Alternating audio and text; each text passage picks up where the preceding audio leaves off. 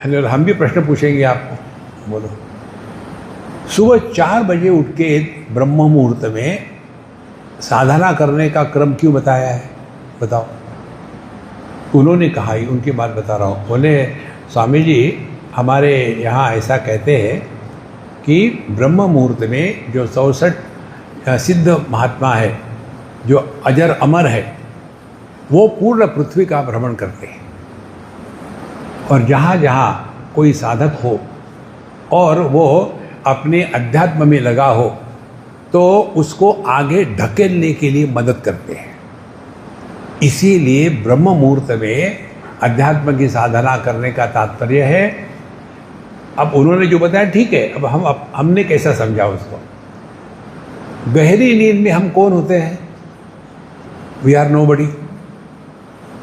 तत्र माता अमाता भवति, तत्र पिता अपिता भवति। वहाँ माता पिता कुछ नहीं होते, तो वी आर नोबडी। अब ये नोबडी का स्टेटस है, इसको खत्म होने के पहले अपनी साधना कर लो। यदि आप जगे और समबड़ी बन गए, सांस बन गए, तो अब कहाँ गई बहू, मारना है मुझे उसको, शुरू हो जाएगा धूम धड़ाका।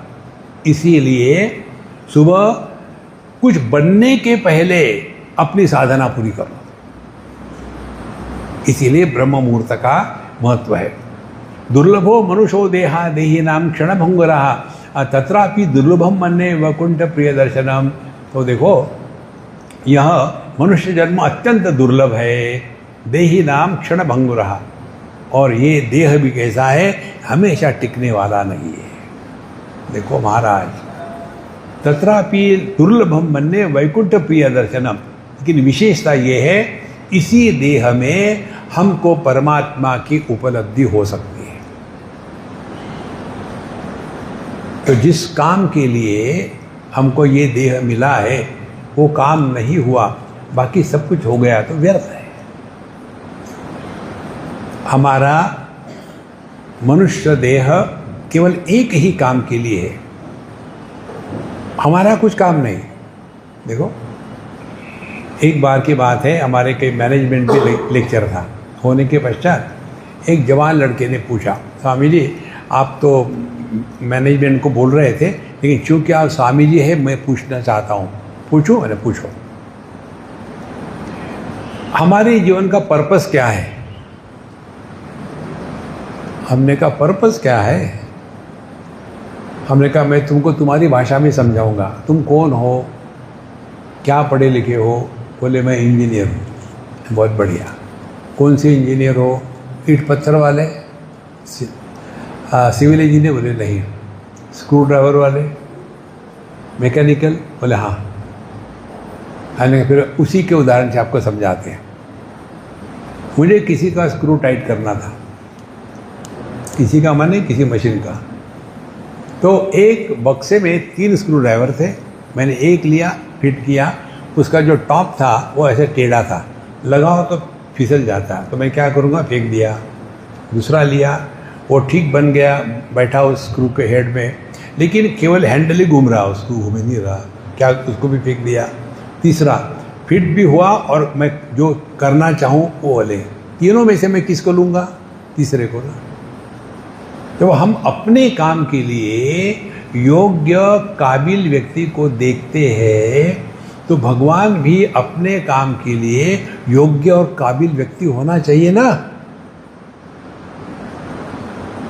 देखो, तो कौन है योग्य काबिल व्यक्ति?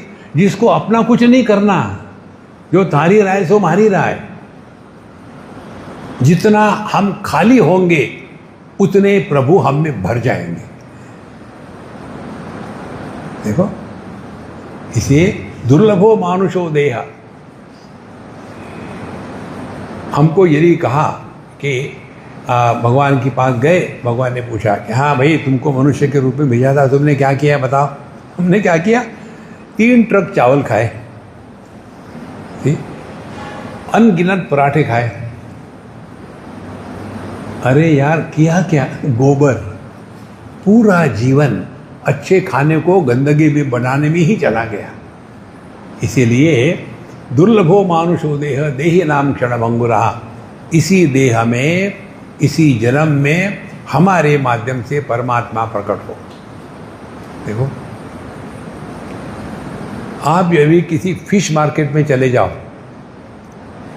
आपने कुछ खाया भी नहीं, खरीदा भी नहीं, तो भी बाहर आने के बाद वहाँ की सुगंध आप पर आएगी ना। देखो, इसी प्रकार से यदि हमारे हृदय में परमात्मा प्रकट हो गए तो परमात्मा की सुगंध क्या है? आनंदादेव कल्पिमानि भूतानि जायन्ते आनंदेन जातानि जीवन्ति। परमात्मा आनंद स्वरूप है, तो हमारे माध्यम से खुशी प्रकट होगी। और हम सबको खुश लोग अच्छे लगते हैं ना, जो हमेशा कंप्लेन करता है उसको आप क्या करेंगे? देखो,